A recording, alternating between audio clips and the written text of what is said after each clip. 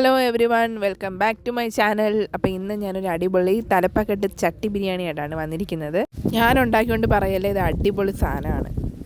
അപ്പോൾ അധികം പറഞ്ഞ് ബോറടിപ്പിക്കാൻ നമുക്ക് സമയമില്ല. നമുക്ക് പെട്ടെന്ന് തന്നെ റെസിപ്പിയിലോട്ട് കടക്കാം. അപ്പോൾ ഇതിനായിട്ട് ഞാനൊരു 10-20 കൊച്ചുള്ളി എടുത്തിട്ടുണ്ട്, പിന്നെ ഒരു 4-5 പച്ചമുളക് എടുത്തിട്ടുണ്ട്, പിന്നെ ഒരു കുറച്ച് ഗാർലിക് എടുത്തിട്ടുണ്ട്, പിന്നെ ഒരു 3 പീസ് ഇഞ്ചി എടുത്തിട്ടുണ്ട്, പിന്നെ കുറച്ച് മല്ലിയില, പിന്നെ പുതിനയിലയും കൂടി ഇടണം കേട്ടോ. എൻ്റെ പുതിനയില ഇല്ലാത്തതുകൊണ്ടാണ് ഞാൻ മല്ലിയില ഇട്ടത്.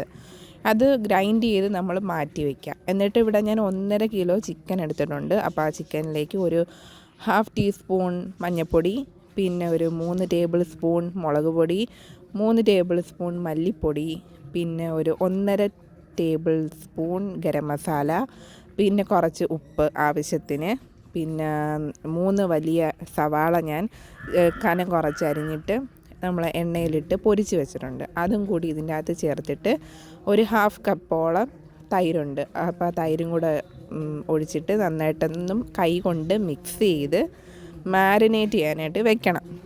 ഒരു മണിക്കൂർ വെക്കുന്നതാണ് ഏറ്റവും ബെറ്റർ. കാരണം തൈരൊക്കെ ഇരുന്നിട്ട് ചിക്കൻ നന്നായിട്ട് ടെൻഡർ ആവുകയും പിന്നെ അതിനകത്ത് നന്നായിട്ട് ഉപ്പും മുളകൊക്കെ പിടിക്കുകയൊക്കെ ചെയ്യും. അപ്പോൾ എപ്പോഴും ബെറ്റർ 1 മണിക്കൂർ കൂടുതലിരിക്കുന്നെങ്കിൽ അത്രയും നല്ലത്. ഇപ്പം ഞാൻ 1 മണിക്കൂർ വെച്ചിട്ടുണ്ട്. അപ്പോൾ ആ സമയം കൊണ്ട് നമുക്ക് ബിരിയാണി വെക്കാനുള്ള പോട്ട് എടുത്തിട്ട് അതിനകത്തേക്ക് കുറച്ച് നെയ്യിടാം.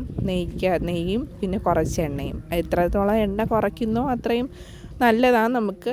പിന്നെ എണ്ണ കൂടിയെന്ന് കുറഞ്ഞെന്നും പറഞ്ഞൊന്നും ഈ ബിരിയാണിയുടെ ടേസ്റ്റ് പോവില്ല കേട്ടോ. കാരണം ഇത് ഫുള്ള് ചിക്കൻ്റെ സ്റ്റോക്കിനകത്തൊക്കെ നിന്ന് വേവുന്നതായതുകൊണ്ട് ഇതിൻ്റെ റൈസിന് ഭയങ്കര ടേസ്റ്റും ഫ്ലേവറുമാണ്.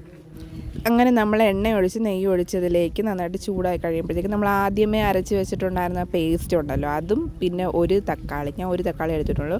ആ ഒരു തക്കാളിയും കൂടി ഇട്ട് നന്നായിട്ട് അതിൻ്റെ പച്ചപ്പ് മാറുന്നത് വരെ നന്നായിട്ട് സോട്ട് ചെയ്യുക. അതിനുശേഷം നമ്മൾ മാരിനേറ്റ് ചെയ്ത് വെച്ചിരുന്ന ചിക്കനും കൂടി ഇതിനകത്തിട്ട് ഒരു 5 മിനിറ്റ് നന്നായിട്ടൊന്ന് റോസ്റ്റ് ചെയ്തെടുക്കുക.